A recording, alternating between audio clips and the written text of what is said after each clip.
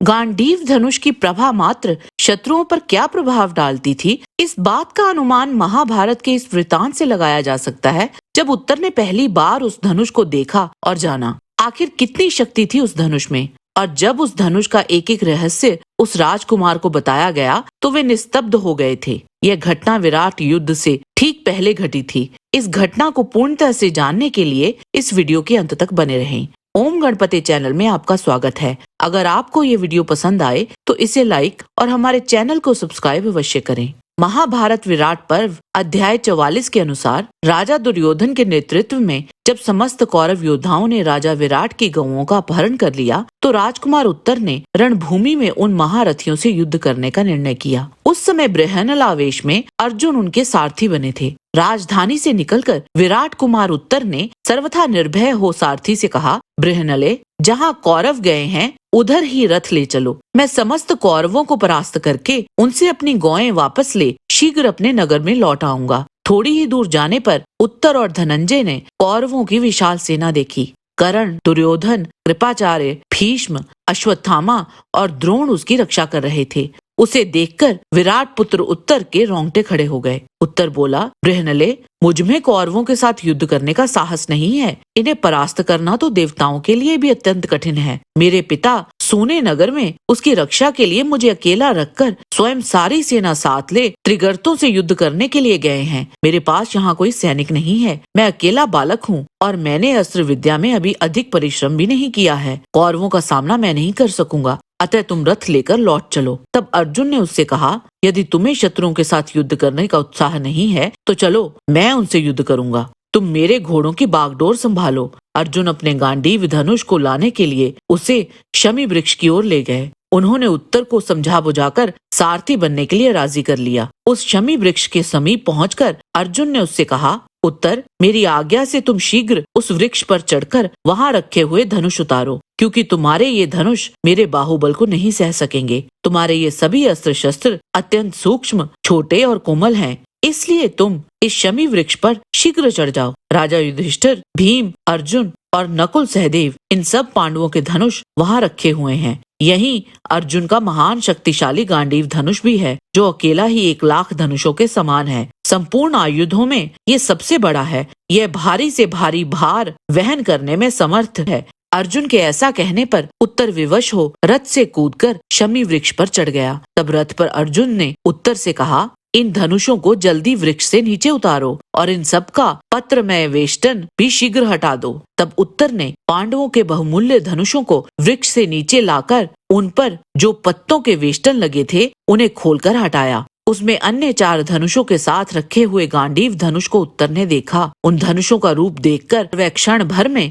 भय से उद्विग्न हो गया। तदंतर उत्तर ने अर्जुन से उन सभी धनुषों के बारे में एक एक करके पूछा और अन्य शस्त्रों के बारे में भी प्रश्न किए। तब बृहन्नलावेश में अर्जुन बोले, ये अर्जुन का विश्व विख्यात गांडीव धनुष है, जो शत्रुओं की सेना के लिए काल रूप है। ये सब आयुधों में विशाल है। इसमें सब ओर सोना मड़ा है। यह अकेला ही 1,00,000 धनुषों की बराबरी करने वाला तथा अपने राष्ट्र को बढ़ाने वाला है। पृथा पुत्र अर्जुन इसी के द्वारा युद्ध में मनुष्यों तथा देवताओं पर विजय पाते आ रहे हैं। गांडीव धनुष मूलतः ब्रह्मा जी का धनुष है। ब्रह्मा जी से ये धनुष भगवान शिव को मिला और उनके पास ये धनुष 1000 वर्षों तक रहा। उसके बाद ये धनुष प्रजापति को मिला। प्रजापति के बाद ये धनुष सक्र और सक्र के बाद ये धनुष सोमदेव को मिला। सोमदेव के बाद इसका संचालन वरुण देव ने किया।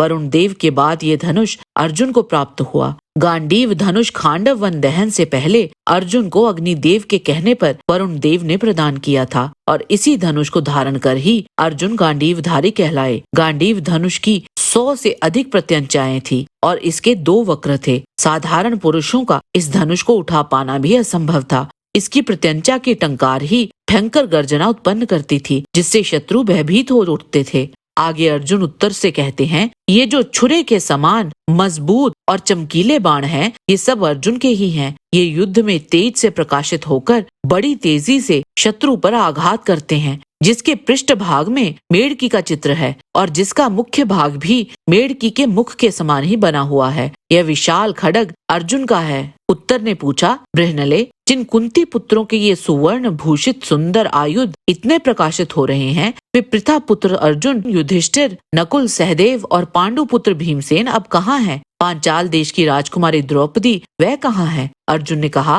राजकुमार, मैं ही पृथा पुत्र अर्जुन हूँ। राजा की सभा में माननीय सदस्य कंक ही युधिष्ठिर हैं। बल्लभ भीमसेन हैं, जो तुम्हारे पिता के भोजनालय में रसोइये का काम करते हैं। अश्वों की देखभाल करने वाले नकुल हैं और गौशाला के अध्यक्ष सहदेव। सैरंध्री को ही द्रौपदी समझो, जिसके कारण कीचक मारे गए। उत्तर बोला, मैंने पहले से जो अर्जुन के 10 नाम सुन रखे हैं, उन्हें यदि तुम बता दो तो मैं तुम्हारी सारी बातों पर विश्वास कर सकता हूँ। अर्जुन ने कहा, विराट पुत्र, मेरे जो 10 नाम हैं उनका वर्णन करता हूँ, सुनो। वे नाम ये हैं: अर्जुन, फाल्गुन, जिष्णु, किरीटी, श्वेतवाहन, भीभत्सु, विजय, कृष्ण, सब्यसाची और धनंजय। तदंतर विराट पुत्र उत्तर ने निकट जाकर अर्जुन के चरणों में प्रणाम किया और बोला, मेरा नाम भूमिंजय तथा उत्तर भी है। कुंती नंदन, मेरा सौभाग्य है कि मुझे आपका दर्शन मिला। धनंजय, आपका स्वागत है। मैंने अज्ञानवश आपसे जो अनुचित बात कह दी है उसे आप क्षमा करेंगे। आपका संरक्षण पाकर मेरा भय दूर हो गया है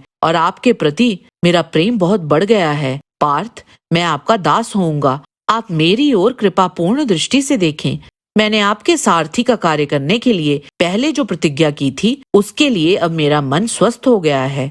मेरा महान सौभाग्य प्रकट हुआ है, जिससे मुझे आपकी सेवा का ये शुभ अवसर प्राप्त हो रहा है।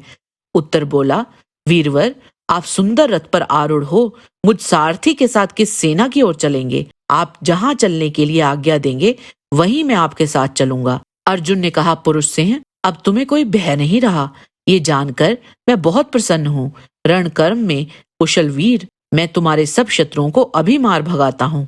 महाबाहो, तुम स्वस्थ चित्त और निश्चिंत हो जाओ और इस संग्राम में मुझे शत्रुओं के साथ युद्ध तथा अत्यंत भयंकर पराक्रम करते देखो। मेरे इन सब तरकशों को शीघ्र रथ में बांध दो और एक सुवर्ण भूषित खड्ग भी ले आओ। अर्जुन बोले, मैं कौरवों से युद्ध करूंगा और तुम्हारे पशुओं को जीत लूंगा। अतः विराट नंदन, तुम्हारा भय अब दूर हो जाना चाहिए। उत्तर ने कहा, अब मैं उनसे नहीं डरता, क्योंकि मैं अच्छी तरह जानता हूँ कि आप संग्राम भूमि में भगवान श्री कृष्ण और साक्षात इंद्र के समान स्थिर रहने वाले हैं।